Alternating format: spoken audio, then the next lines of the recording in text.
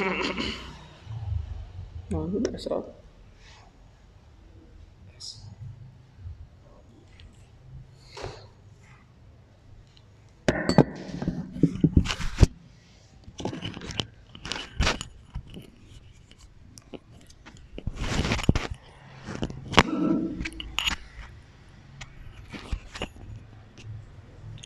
Assalamualaikum warahmatullahi wabarakatuh.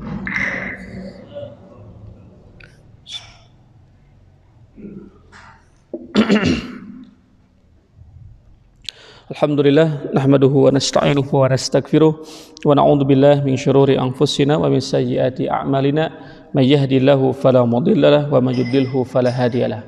Asyhadu an la ilaha illallah wa asyhadu anna Muhammadan abduhu wa rasuluh alladzi la nabiyya wa la rasula ba'dah amma ba'du. Allahumma inna nas'aluka ilman nafi'an wa rizqan thayyiban wa amalan mutaqabbalan. Allahumma inna na'udzubika min ilmin la yanfa wa qalbin la yakhsha wa nafsin la yasba wa du'ain la yustajaba laha rabbi zidni ilman warzuqni fahman. Sahabat fillah rahimakumullah, alhamdulillah, mudah-mudahan orang sadayana saterasna sehat wal afiat. Mudah-mudahan orang sareng keluarga ditangtayungan ku Allah ku barokah rahmat tur magfirah sareng ridona. Mudah-mudahan sagarupi paniatan orang aya dina kasayan, oke mudah-mudahan kawujud utamina mudah-mudahan amal ibadah orang ditampi ku Allah, oke dimaotkeun dina kayaan husnul khotimah atraf syahid fi sabilillah. Wan fillah rahimakumullah, masih fasal ngeunaan fi mahiyatil ilmi, kautamian ilmu, wal fikhi oge kautamian fikih, wa fadlihi ya. Jadi ngeunaan kautamian pentingna ilmu sareng fikih.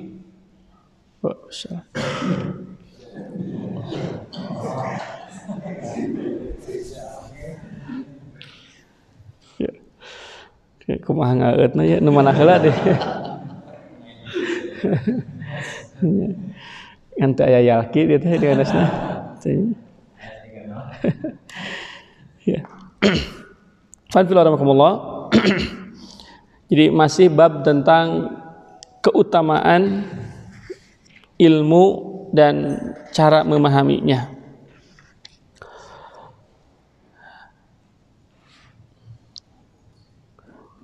Wa innama syarrafal ilmu, Imam Ajarnuji di poin salajengna nguningakeun wa innama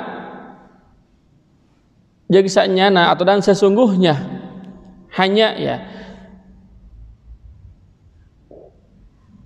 syarrafal ilmu ya, ilmu itu memiliki keutamaan bikaunihi wasilatan ilal birri wat taqwa. Kenapa ilmu memiliki keutamaan? Karena ilmu sebagai wasilah seseorang mendapatkan kebaikan dan ketakwaan. Kalau baik itu atau kebaikan baik tidak? Ketakwaan baik tidak? Untuk bisa menjadi orang baik dan untuk bisa menjadi orang takwa bagaimana caranya? Tidak ada cara kecuali kita mengkaji ilmunya, ilmu tentang kebaikan, ilmu tentang ketakwaan. Sebab kebaikan dan ketakwaan itu bukan milik kita, tapi milik Allah. Artinya untuk bisa tahu kebaikan yang benar menurut Allah, takwa yang benar menurut Allah, tidak ada yang lain kecuali kita mesti memahami, mengkaji bagaimana Allah menjelaskan tentang nilai-nilai kebaikan dan ketakwaan. Oleh karena itu, karena kebaikan itu adalah sebuah kebaikan dan ketakwaan adalah sebuah kebaikan, maka ilmu untuk bisa memahami kebaikan dan ketakwaan juga menjadi sebuah kebaikan. Oleh karena itu, ilmu menjadi mulia karena wasilah, karena menjadi pelantara seseorang untuk mendapatkan ketakwaan kepada Allah Subhanahu wa taala. Alladzi yastahiqu biha al-mar'ul karamata indallah, di mana seseorang dengan ketakwaan memperoleh kedudukan yang tinggi di sisi Allah Subhanahu wa taala. Sebagaimana dalam Quran surat Al-Hujurat ya. A'udzubillahi minasyaitonir rajim. Inna akramakum indallahi atqakum. Sesungguhnya yang paling mulia, yang paling istimewa indallahi di sisi Allah adalah orang yang bertakwa. Jadi kedekatan seseorang dilihat bukan karena nasab, bukan karena kedudukan, tapi karena ketakwaan. Jadi Allah Subhanahu wa taala dekat dengan orang bertakwa. Walaupun mungkin tidak punya gelar. Allah dekat dengan orang bertakwa walaupun tidak punya harta. Allah dekat dengan orang takwa walaupun tidak punya kedudukan dan jabatan. Karena ketakwaan itu bukan milik pejabat. Ketakwaan juga bukan milik hartawan. Ketakwaan milik siapapun yang berhak memilikinya, walaupun dia punya harta kekayaan, walaupun dia seorang pejabat, walaupun dia seorang penguasa atau pengusaha. Selama dalam hatinya ada ketakwaan, maka ia layak mendapatkan kehormatan, kemuliaan dari Allah Subhanahu wa taala. Maka ini yang kita cari, ini yang kita kejar. Oleh karena itu Nabi Muhammad SAW senantiasa mewasiatkan kepada kita agar takwa. Usikum wa iyaya bitaqwallah, hendaklah kalian bertakwa kepada Allah. Nabi dalam khutbahnya, Nabi ketika khutbah Jum'ah atau khutbatun nikah biasanya selalu mengutip 3 ayat dalam Quran. Surat Ali Imran 102, surat An-Nisa ayat 1 dan surat Al-Ahzab. Itu yang selalu dikutip, yang selalu diingatkan oleh Nabi kepada kita. Kenapa? Karena ternyata ketakwaan ini adalah nilai tertinggi di sisi Allah Subhanahu wa taala. Jadi kalau kita runut tahapannya, muslim, mukmin, muttaqin. Karena surga Allah Subhanahu wa taala sediakan untuk siapa? Orang bertakwa. Jadi kemuliaan diberikan kepada orang bertakwa. Surga diberikan kepada orang yang bertakwa. Sebagaimana surat Al-Imran ayat 133. A'udzubillahi minasyaitonir rajim wasari'u ila magfiratin mir rabbikum wa jannatin 'arduhas samawati wal ard u'iddat lil muttaqin. Allah menyediakan surga bagi siapa? Lil muttaqin, bagi orang yang bertakwa. Nah, untuk bisa takwa ini maka perlu ilmu. Makanya nggak mungkin kita seolah-olah menjadi orang yang bertakwa tanpa kita belajar.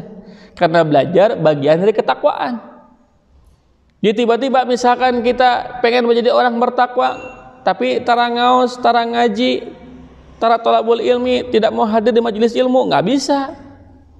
Karena ketakwaan didapat dengan ilmu. Ilmu apa? Ilmu tentang takwa. Ya, antum pahami takwa itu apa sih? Takwa teh naon cing? Lamun mendengar istilah takwa, jangan diplesetkan menjadi tak-tak di bawah, jangan. Apa? Takwa. Yang antum pahami apa takwa? Cing, mang tahun-tahun ngadangu kalimat takwa. Naon takwa teh? Menjalankan perintah, menjauhi larangannya. Naon teh? Hari iman, naon iman? Meyakini apa? Meyakini hungkul, meyakini tapi tidak menjalankan perintah Allah dan melakukan larangan Allah, itu iman bukan? Mukmin bukan? Bukan. Apa bedanya mukmin dengan takwa?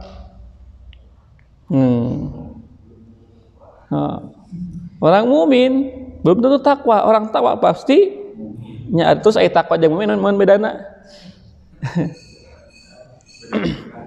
Beda tingkatan, beda generasi, beda posisi. Takwa itu, antum pernah mendengar nggak istilah al-ilaj khairu minal wiqayah, al-wiqayah khairu minal ilaj. Wiqayah, mencegah lebih baik daripada mengobati. Jadi takwa itu diambil dari kata waqo yaki wiqayah. Ittaqo yataqi, ya. Kemudian nanti takwa. Wikoyah itu adalah mencegah, menjaga diri, hati-hati, sieun, itu wikoyah. Makanya pengertian simpel tentang takwa adalah tumbuhnya rasa takut kepada Allah Subhanahu wa taala. Sieun ku Allah. Jadi takwa teh cing sieun ku Allah. Gampang nama gitu. Nah, artinya kan kita nggak tahu takwa, makanya butuh ilmu. Ilmu apa? Ilmu tentang takwa. Simpelnya, sederhananya takwa itu adalah takut. Makna yang agak umum tadi berdasarkan apa yang disampaikan oleh para ulama, takwa itu adalah al-imtitsalu awamirihi wa jitinabun nawahi, berusaha untuk melaksanakan apapun perintah Allah Subhanahu wa taala walaupun kita tidak sukai, dan menjauhi seluruh larangannya walaupun kita suka dan kita biasa melakukannya. Kalau itu sebuah pelanggaran, sebuah larangan, harus berani meninggalkannya. Itulah orang bertakwa. Kenapa nurut? Kenapa mau menjalankan perintah Allah? Karena sieun ku Allah. Kenapa enggak berani melakukan larangan Allah? Karena sieun ku Allah. Begitu. Nah, ada sebetulnya pengertian takwa ya yang disampaikan oleh Imam Ali bin Abi Thalib. Ini bagus nih. Saya juga baru dapat ya tentang pengertian ini. Saya biasanya pakai pengertian takwa pendekatan Ibnu Mas'ud, sebagaimana dalam tafsir Ibnu Katsir. Tapi ternyata ada penjelasan yang lebih komprehensif dan mudah dipahami. Pengertian dan ciri-cirinya. Apa takwa? Bagaimana cirinya? Imam Ali kemudian mengatakan, orang bertakwa itu satu,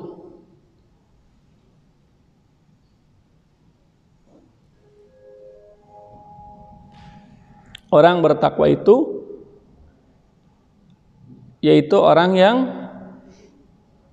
al-khaufu lil jalil. Al-khaufu lil jalil, takut terhadap Allah yang maha tinggi. Wal amalu bitanzil, nomor kedua, mengamalkan seluruh isi kandungan Al-Qur'an. Wal qanaatu lil qalil, ridho menerima apa adanya, apapun yang Allah berikan walaupun sedikit. Dan al-isti'dadu li yaumir rahil, mempersiapkan bekal sebaik mungkin, sebanyak mungkin untuk hari akhirat nanti. Itulah orang yang bertakwa. Satu, yaitu al-khaufu lil jalil, yaitu orang yang takut kepada Allah. Maka kalau dalam hati kita ada rasa takut kepada Allah Subhanahu wa taala, maka benih-benih ketakwaan ada pada diri kita. Jika menjalmi ya kasieun ku Allah, berarti dia bukan orang bertakwa. Berani merubah ayat Allah, berani menantang Allah, berani bermaksiat di hadapan Allah, baik ketika banyak orang atau sendirian. Itu bukan orang bertakwa. Karena apa? Dalam hatinya tidak ada rasa takut kepada Allah Subhanahu wa taala. Nah, rasa takut ini menjadikan kita mutiin orang-orang yang taat. Jadi dasarnya itu. Yang kedua, al-amalu bitanzil, mengamalkan seluruh apa yang diturunkan Allah kepada Nabi Muhammad sallallahu alaihi wasallam, yaitu Al-Qur'an. Jadi orang bertakwa itu berusaha apapun yang Allah sampaikan dalam Al-Qur'an, berusaha untuk diamalkan sedikit demi sedikit sesuai apa yang didapat dan dipahami. Menakan ayat ti ustad kieu amalkeun. Dapat ilmu baru amalkan. Itu orang bertakwa berarti. Tidak mengoleksi ilmu, tapi berusaha mengamalkan ilmu. Kemarin kan kita sudah sampaikan kan, ilmu yang terbaik itu ilmu apa? Afdalul ilmu hal. Apa itu ilmu hal? Ilmu perubahan. Jadi ngaji itu harus banyak berubahnya. Semakin sering ngaji, semakin berubah. Kalau ngaji nggak ada perubahan, ini ada yang keliru. Bisa jadi niatnya, bisa jadi caranya. Makanya semakin tahu, semakin berilmu, semakin takut. Sebagaimana dalam Quran kan, surat Ar-Rum itu, surat Fatir ya. Ayat 28, innama yakhsyallaha min ibadihil ulama. Hanya yang takut kepada Allah dari kalangan hambanya yaitu ulama, orang berilmu. Jadi ciri ilmu itu ditandai dengan tumbuhnya rasa takut dalam diri. Dan ini pengertian dasar ilmu. Ya, ilmu itu kan tadi wasilah ila taqwa. Jadi karena ilmu ini wasilah menuju ketakwaan, dan karena takwa itu adalah takutnya kepada Allah, maka ilmu ada al-khasyah, rasa takut kita kepada Allah. Karena kita akan mengkaji tentang kebesaran Allah. Semakin tahu tentang kebesaran Allah, semakin takut. Semakin takut, semakin nurut. Orang ngaku yang takut kepada Allah tapi tidak nurut, bukan takwa. Makanya konsep kita adalah balighu anni walau ayah, sampaikan kepada orang lain dari satu hadis yang Rasul sampaikan atau satu ayat yang kita dapatkan. Setelah kita memahaminya dengan baik, berusaha mengamalkannya, kita ajarkan kepada orang lain, kita sampaikan kepada orang lain, seayat demi seayat, seluruh isi kandungan Al-Quran. Jangan pilih-pilih, nu resepna we diamalkeun teh, ari nu henteuna diantep. Nu minu bibadi wa nakfuru bibadi, sebagian kita imani, sebagian kita kufuri. Jangan. Ayat-ayat tentang poligami ditolak. Ayat-ayat tentang jihad ditolak. Maka seluruh ayat Quran, walaupun kita nggak suka, amalkan. Karena ketidaksukaan kita justru adalah keburukan ketika kita tidak mau mengamalkannya. Karena apapun yang Allah turunkan kepada kita dari Al-Quran itu pasti baik buat kita, walaupun kita nggak suka. Makanya ketika Allah Subhanahu Wa Taala menetapkan Al-Qital, ya perang, kata Allah kalimatnya gimana? Kutiba alaikumul qital wa huwa kurhul lakum. Telah ditetapkan, telah diwajibkan kepada kalian perang. Wa huwa kurhul lakum, dan perang itu tidak disukai oleh kalian. Wa asa an takrahu syai'an wa huwa khairul lakum. Bisa jadi kamu membenci sesuatu padahal itu lebih baik buatmu. Antum, kita, saya benci tentang perang karena harus kehilangan istri, kehilangan anak, kehilangan harta, kehilangan nyawa. Tapi kata Allah, bisa jadi itu lebih baik buatmu. Wa asa an tuhibbu syai'an wa huwa syarrul lakum. Bisa jadi kamu mencintai sesuatu, mencintai dunia, mencintai pekerjaan, mencintai harta, mencintai kekayaan, sampai kemudian tidak mau berjuang. Wa huwa syarrul lakum. Padahal itu menurut Allah buruk. Makanya dengan ilmu akhirnya kita tahu mana yang Allah sukai, mana yang tidak Allah sukai.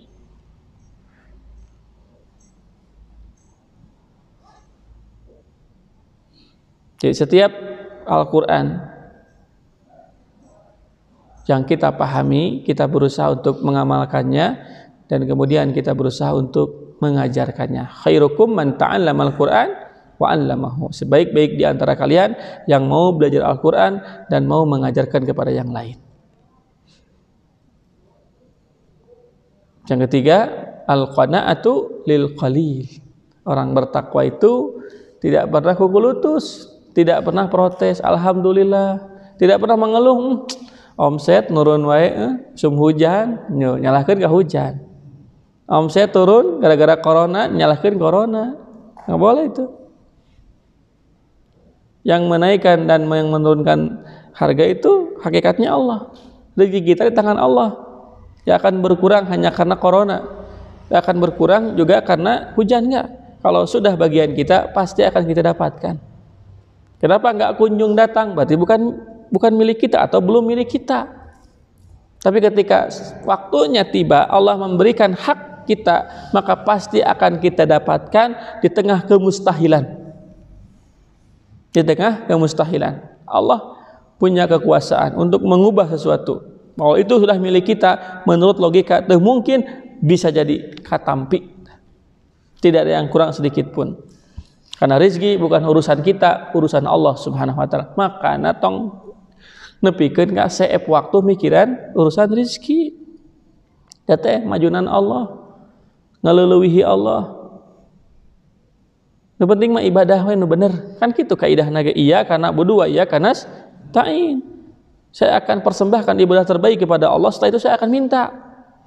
Tong nyungkeun terus ada ibadah teh bener. Nyungkeun we tuluyan, ya Allah abdi hoyong sehat. Ya Allah abdi hoyong beunghar. Ya Allah abdi hoyong usahana maju. Ya Allah abdi hoyong rezekina halal. Terus ya Allah ya Allah ya Allah, ari salat belang betong, salat di masjid. Ari maca Quran hararese, ari ngaji tara, ari infak kedu bla bla bla bla bla. Nah, ini enggak benar. Begitu. Jadi akhirnya apa? Kita banyak mengambil hak prerogatif Allah untuk mengatur rezeki, mengikuti hawa nafsu, hayong ieu, hayong itu, hayong ieu. Jadi setiap rezeki pasti akan kita dapatkan karena rezeki sesuai dengan apa yang kita butuhkan. Tah mung sakapeung urang sok seueur ka hoyong, tah eta anu ngata clear teh. Hoyong mobil di emutan gitu, nepikeun ka salat kasiangan. Hoyong motor dugikeun ka di emutan, mau makan teringat padamu, mau minum teringat padamu. Kunaon Kang, itu semangat gitu.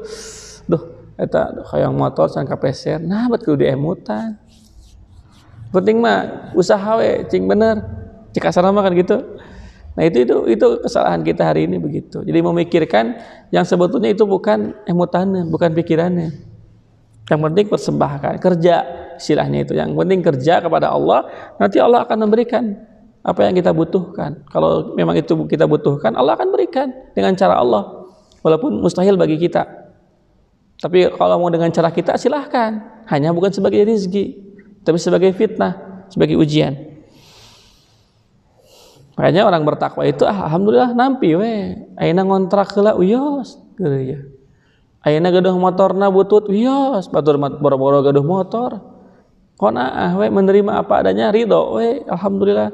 Teu pernah ngeluh, teu pernah ngabanding-bandingkeun, batur mah henteu alhamdulillah. Sejak estuning alhamdulillah we, teu wale alhamdulillah Kang, abdi mah masyaallah masih kene di pasihan sampean teh tiasa ngalengka, tatanggi mah masyaallah ripuh Namrud deuykeun ka lumpuh. Alhamdulillah abdi mah gaduh sepeda butut ke masih tiasa maju, tatanggi mah boro-boro papah we dinten ngingki padahal tebi. Alhamdulillah abdi mah gaduh motor teh sok sanaos kedah bari didorong lah sakedik tapi alhamdulillah hurung. Tatanggi abdi mah boro-boro gaduh motor. Sepeda kitu gaduh. Nah, kan fillah rahimakumullah. Jadi kalau cara berpikirnya seperti itu, insya Allah kita akan nikmat hidupnya, tenang. Itulah orang bertakwa, marungsi, tidak akan menyalahkan musim, tidak akan menyalahkan pelanggan. Oh, itu pelanggan itu moal. Justru bagi orang bertakwa, sepinya pelanggan itu dilakukan dengan dua hal. Satu, menjadi evaluasi, bisa jadi mungkin ada strategi yang salah, atau mungkin ini cara Allah agar saya lebih banyak berzikir. Dalam banyak pelanggan saya sibuk melayani. Ketika tahun kemarin pas Ramadan, ya rencananya di akhir Ramadan itu mau ngajak keluarga gitu, bukber ya, buka bersama. Niatnya begitu. Berangkatnya jam 8:30, masya Allah. Teu bagian tempat. Salam terus tengeng di dia, terus calik terus enak. Pak punten, ini tempatnya udah di resepet don. Sudah di booking. Nah, oh gitu. Cari di, oh nggak bisa Pak. Waduh penuh. Cari ke tempat yang lain. 6:30 nanti mesan kanggo buka kebagian dugikeun 6:30. Allahu Akbar. Saya berpikir begini. Urang wae nya anu balanya gitu. Salat teh berarti kan 6:30. Da kadah ngantosan naon? Kadah ngantosan ieu tuangan. Da uih heula teu mungkin. Pertanyaan saja, iya anu ngadangan jam sabaraha salatna? Ketika saya tanya beberapa orang yang pernah kerja di itu, jam sabaraha antum salat? Mobil menuju sibuk, ada isya. Nah, jadi di jamak takhir dengan isya. Allahu Akbar. selama bulan Ramadan salat maghrib digeser ka isya. Salat naon eta? Tah ada kalanya kadang Allah buat pelanggan sepi itu mungkin Allah ingin agar kita lama berzikirnya, agar kita sering berzikirnya, agar kita banyak tilawah Quran, agar kita banyak mengingat Allah itu. Tong akhirnya jadi kudu banyak pelanggan teh. Resikonya tadi banyak pelanggan, ada uang tapi kenyaman hati, tertenang hati. Nah begitu. Ini yang kemudian harus dipahami. Bahwa rezeki itu tidak selalu uang. Rezeki itu adalah diantaranya adalah ketenangan. Saya sudah sering ulang ya bahwa rezeki itu kata Syekh Utsaimin kan dua, yang dibutuhkan oleh hati kita, ruh, yaitu berupa ilmu dan iman, dan yang dibutuhkan oleh badan kita, oleh fisik kita, makan, minum, pakaian, istirahat, itu rezeki yang dibutuhkan oleh jasad kita. Nah, banyak orang yang selalu ya menghabiskan waktu untuk jasad, untuk casing, tapi mereka sering melupakan isinya. Begitu, wallahu a'lam bishawab. Nah itu yang keempat, ya orang bertakwa itu senantiasa al-isti'dad li yaumir rahil, selalu menyiapkan bekal untuk kehidupan nanti. Jadi terhilap gitu, tong tunggu teuing lah cek bahasa saya mah. Tong tunggu teuing karena dunia teh da tunggu dunia mah sakitu-kituna, sakapeung mah malah kudu sering antum ningali kaluhur, nanti keluhur mah lega gitu. Karena dunia mah sakitu-kituna untuk ningali ka dieu nya sesuai udah tingali. Tapi luhur di langit banyak limpahan karunia dan rezeki Allah yang akan turun min haitsu la yahtasib, tanpa kita duga kalau kita mencarinya dengan cara ketakwaan. Begitu itu. Jadi bekali orang bertakwa mah sibuk nyiapkeun bekal we. Salatnya sudah sejauh mana, berjamaah di masjid, qobliyah ba'diyahna, salat malamnya, salat duhanya, salat tahiyatul masjidnya, tilawah Qur'annya sudah satu hari berapa halaman atau satu hari satu juz, infaknya tiap pagi sudah berapa, sudah rutin atau tidak, itu disiapkan, dibekalan diri teh, sehingga ketika kita mati kita gak merasa sendiri karena ada yang menemani amal soleh kita, sehingga ketika kita mati ada yang kita pinta kepada Allah kebaikan amal soleh kita. Begitu ya, itulah takwa menurut Imam Ali bin Abi Thalib. Satu tadi? Al-khaufu lil jalil. Orang takwa itu mesti takut kepada Allah Subhanahu wa taala. Yang kedua, al-amalu bit tanzil, mengamalkan seluruh isi kandungan Al-Qur'an. Yang ketiga, al-qanaatu lil qalil, ridho menerima apa adanya pemberian Allah walaupun sedikit. Yang keempat, al-isti'dadu li yaumir rahil, menyiapkan bekal sebanyak mungkin, sebaik mungkin untuk hari akhirat nanti. Itulah takwa. Nah, untuk bisa takwa kan tadi kita perlu ilmunya.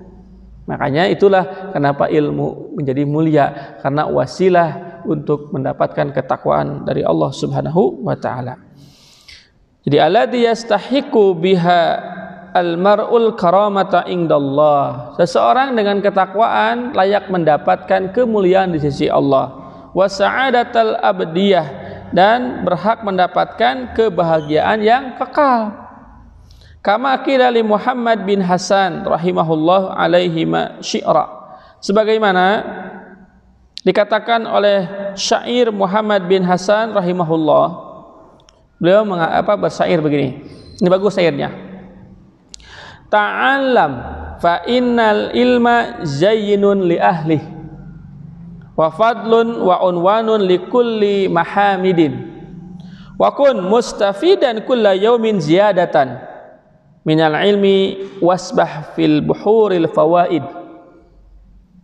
tafaqqah fa innal fiqha afdalu qaidin ilal birri wat taqwa wa'dal qasidin huwal ilmul hadiu ila sunanil huda huwal hisnul yunji min jami'i syada'id fa inna faqihan fakinna faqihan wahidan mutawarri'an asyaddu 'ala syaiton min alfi 'abidin. Gitu katanya. Jadi Syekh Muhammad bin Hasan beliau bersyair begini, ta'allam, belajarlah, fa innal ilma zayyinun li ahli, sebab ilmu itu adalah penghias atau hiasan bagi pemiliknya. Kalau ada dulu mahfudot al-adibu mahbubun, yang apa? Yang al-adibu yang berbudi, mahbubun dicintai.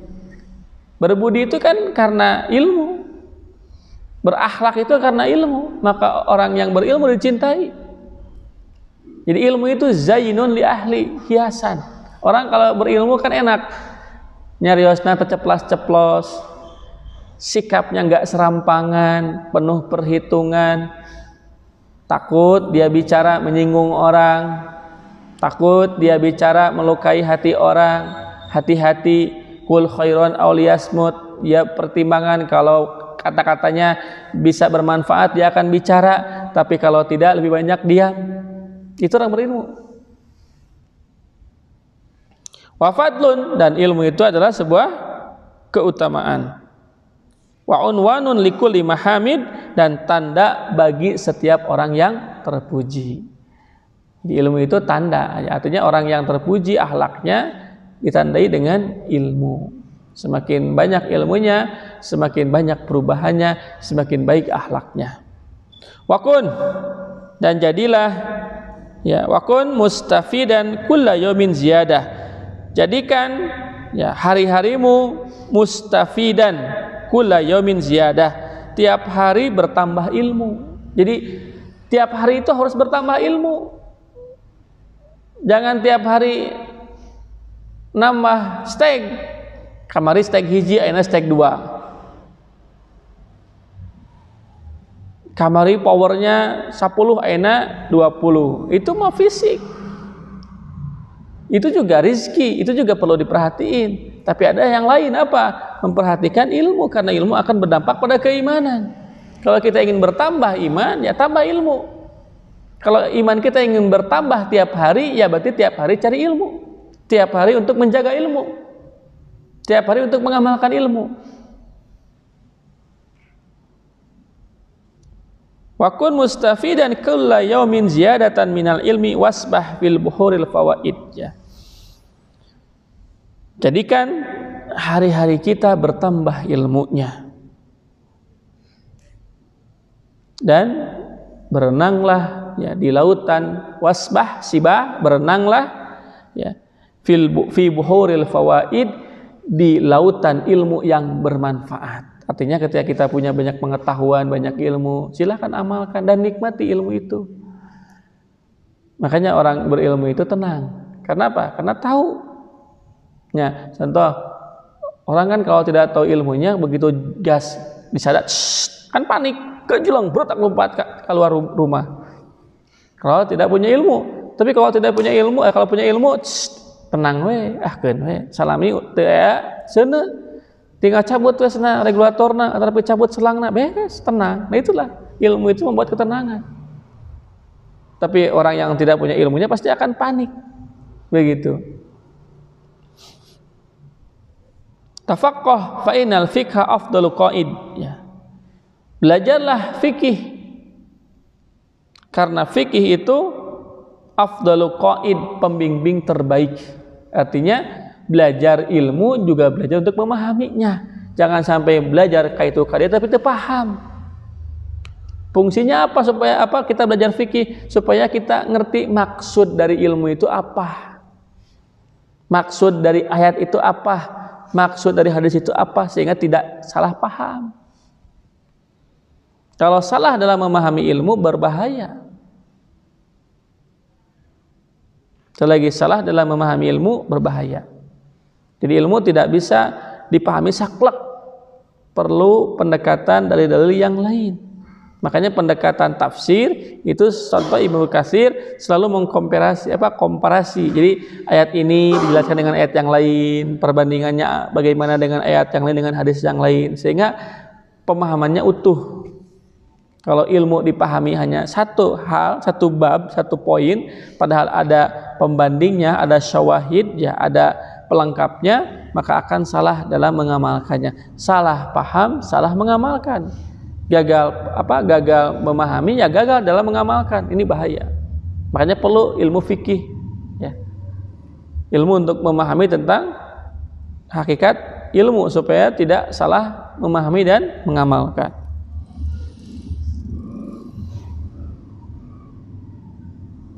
Ilal birri wat taqwa, belajarlah ilmu fikih supaya kita memahami dengan baik tentang kebaikan dan ketakwaan. Wa a'dalu qasidin, ya, dan ilmu itu adalah sebagai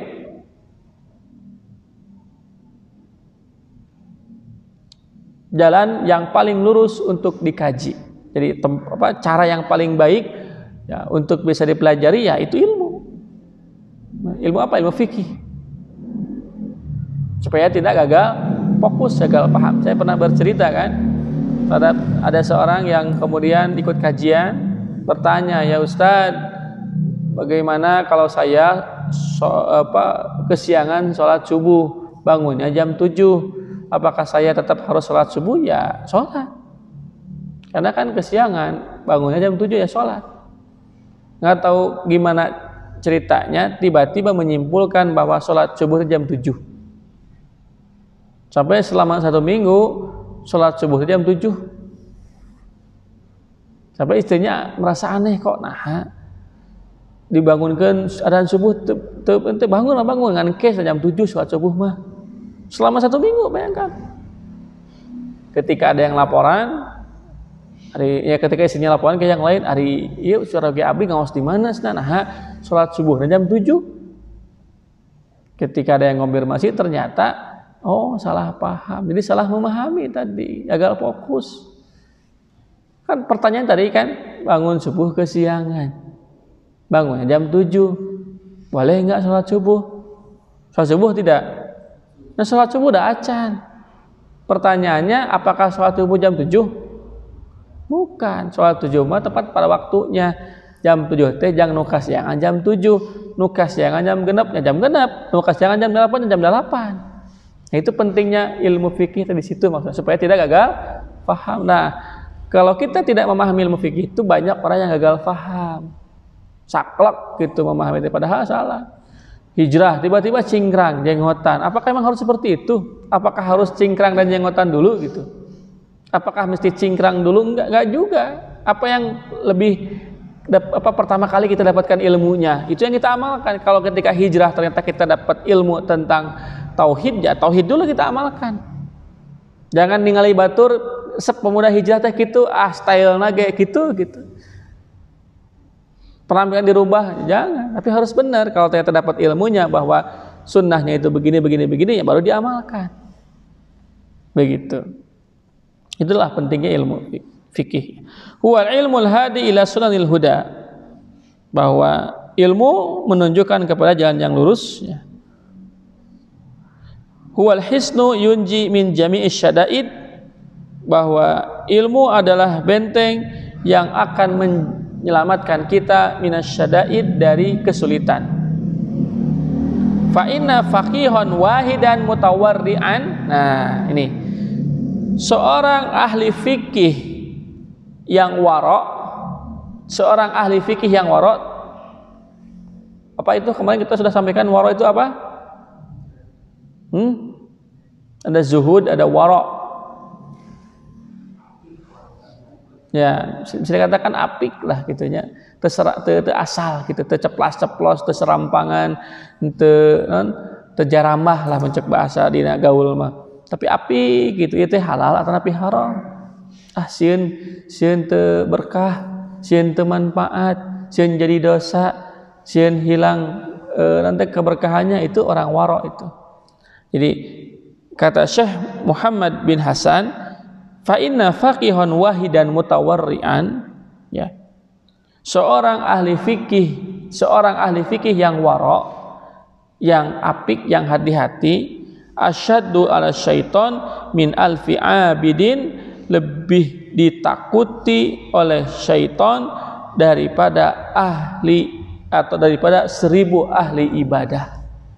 Jadi ahli fikih yang wara lebih susah digoda oleh syaitan daripada 1000 orang yang ahli ibadah. Sekali lagi, seorang ahli fikih yang wara itu lebih susah digoda oleh syaitan daripada 1000 ahli ibadah. Kenapa? Tadi kan banyak orang ahli ibadah tapi maksiat jalan, STMJ dia rajin sholatna, rajin ke masjidna, tapi anggar mabokeun aja nu kitu. Nah ya. Rajin ke masjid, rajin berjamaah, tapi masih kene karantenir aya nu kitu. Aya. Banyak ahli ibadah nu kitu.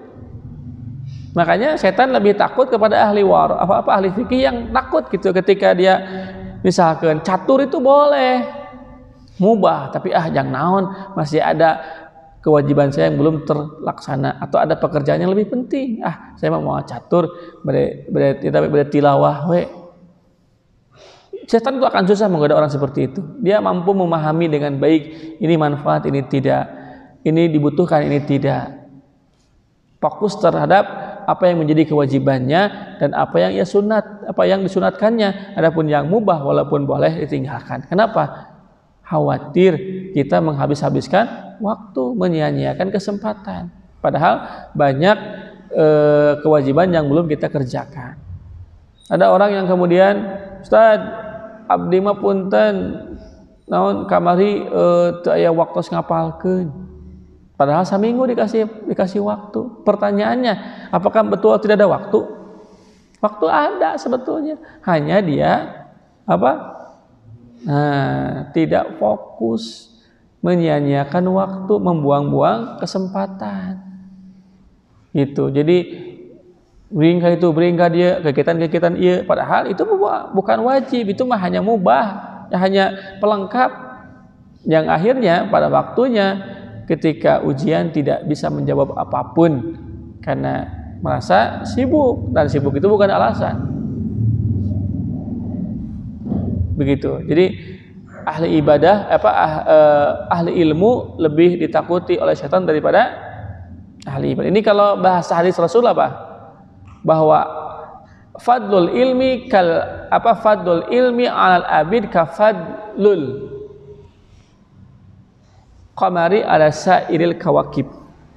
Keutamaan orang berilmu dibandingkan dengan ahli ibadah bagaikan bulan purnama yang terang benderang menyinari seluruh alam malam. Terangnya sangat jelas dibandingkan dengan dengan bintang-bintang yang ada di sekitarnya. Jadi ahli ilmu itu kalau diibaratkan sebagai cahaya jika rembulan cahaya gebrai. Tapi lamun ahli ibadah, bintang hiji atau banyak, tapi cahayanya gimana? Bisa dinikmati tidak? Nah, gitu. Makanya orang berilmu itu punya keutamaan khusus. Wa innal malaikata la tad'a ajnihata ridon li talabil ilmi. Malaikat bahkan sengaja turun dari langit, hadir di tempat orang yang belajar ilmu sekedar untuk meridoi kita. Ridho, ridho. Dan keberadaan malaikat bukan hanya ridho, tapi mendoakan kita selama ada di masjid, selama di majlis. Allahumma gfir lahu, Allahumma arhamhu, Allahumma tub alaih. Ya Allah, tampi tobatna, ampuni dosanya dan rahmati. Itu baru duduknya aja, baru hadirnya aja. Belum lagi ketika kita mendengarkan ilmu demi ilmu, didengarkannya bukan hanya dengan telinga tapi dengan hati, maka insya Allah ilmu yang didapat menjadi ilmu yang berkah, ilmu yang bermanfaat. Sehingga al ilmu nurun wal jahlu darun. Ilmu akan menjadi cahaya. Ya.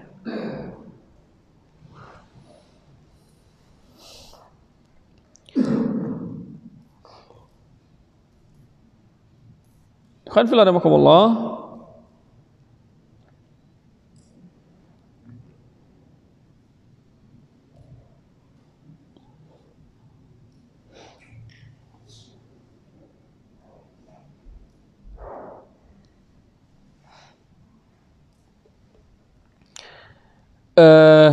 Beliau kemudian melanjutkan, wal ilmu wasilatun ila ma'rifah bahwa ilmu adalah sarana untuk mengetahui segala hal. Al-kibri diantaranya adalah kesombongan, watawadu'i atau tawadu, wal ulfati atau keramahan, wal iffati atau iffah menjaga kesucian diri, wal israf berlebih-lebihan, wat taktir bakhil, ya, wa ghairiha dan yang lainnya.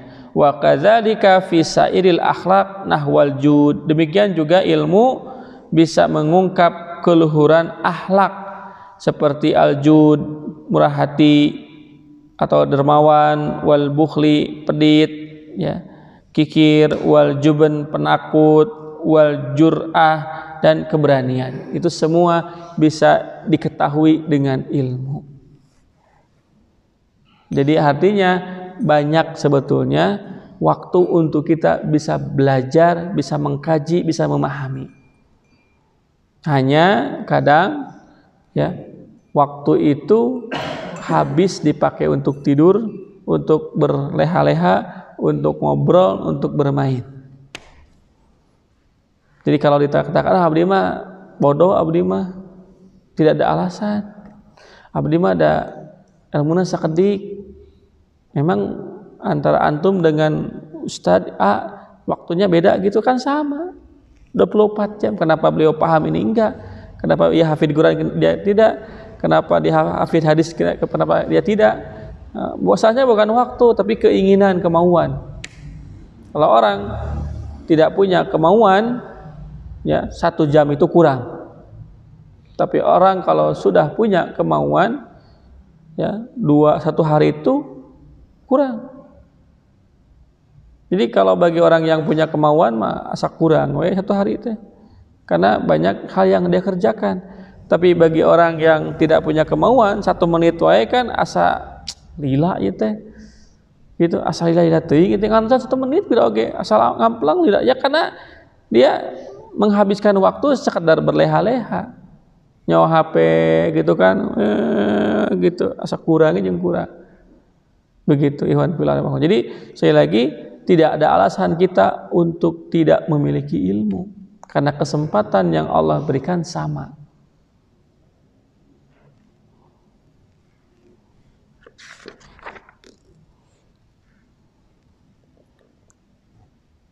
Beliau melanjutkan, fa innal kibra wal bukhla wal jubna wal israf haram. Karena sombong, kikir, penakut itu termasuk juga berlebihan haram, harus kita tinggalkan. Artinya kalau kita tahu, maka kita harus meninggalkan sifat kibru, sombong dalam diri, karena kita nggak layak untuk sombong. Apa yang mesti kita sombongkan dalam diri ini? Nggak ada harta sakitu-kituna, badan sakieu-kieuna, keluarganya kitu teh, nggak ada yang perlu kita banggakan.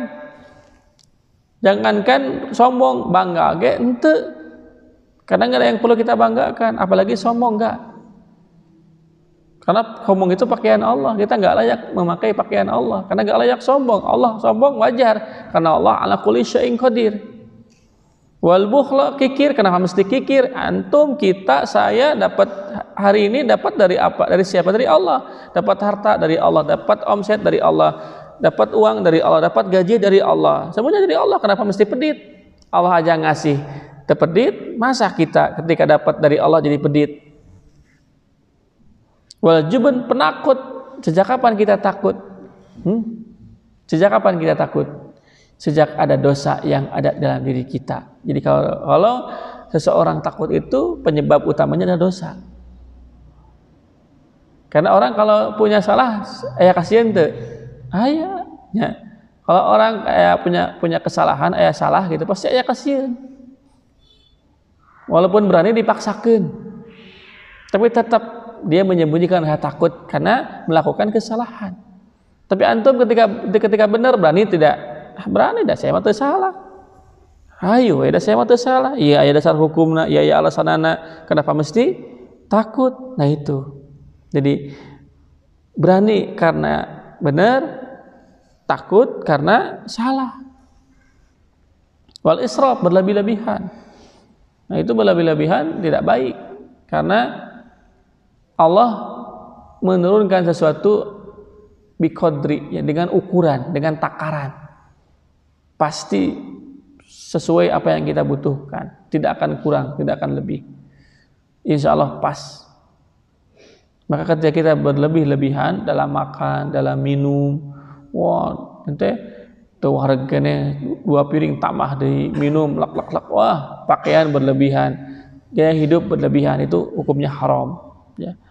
Wala yumkinu taharruj anha illa bi'ilmi, dan tidak mungkin kita juga menghindari sifat-sifat jelek kecuali dengan mengetahui ilmunya. Wa ilmi ma yudaduha, dan mengetahui sifat-sifat tersebut dan cara menghilangkannya.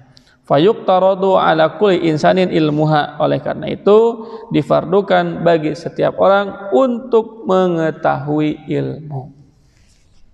Begitu. Jadi difardukan, diwajibkan bagi kita untuk mengkaji ilmu. Makanya Imam Bukhari membuat sebuah judul Al-ilmu qabla qaul wal amal. Ilmu itu sebelum kita berbicara dan sebelum kita beramal. Pastikan ketika kita berbicara ada dasar ilmunya, dan pastikan ketika kita beramal ada dasar ilmunya. Karena kita makhluk mulia, kemuliaan kita karena ilmu. Alhamdulillah, faddala bani Adam bil ilmi wal amal. Mulianya anak Adam itu manusia karena ilmu dan amal. Begitu. Qanfillah rahimakumullah. Itu nasihat-nasihat dari Imam Az-Zarnuji kaitannya dengan keutamaan ilmu dan memahaminya. Jangan sampai kita tahu ilmunya tapi tidak benar memahaminya, maka akan salah dalam mengamalkannya. Wallahu a'lam bishawab. Insyaallah nanti kita lanjut lagi, ya, di penjelasan dan nasihat beliau di poin yang selanjutnya terkait masih mahiyatul ilmi, tentang pentingnya ilmu dan pentingnya memahami ilmu supaya kita tidak salah paham dan tidak salah mengamalkan. Wallahu a'lam bishawab. Barangkali ada yang mau ditanyakan, silahkan. Mau kaitannya dengan ilmu atau di luar boleh.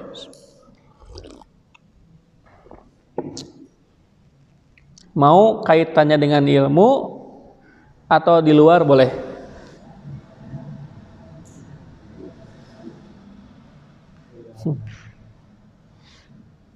Ada?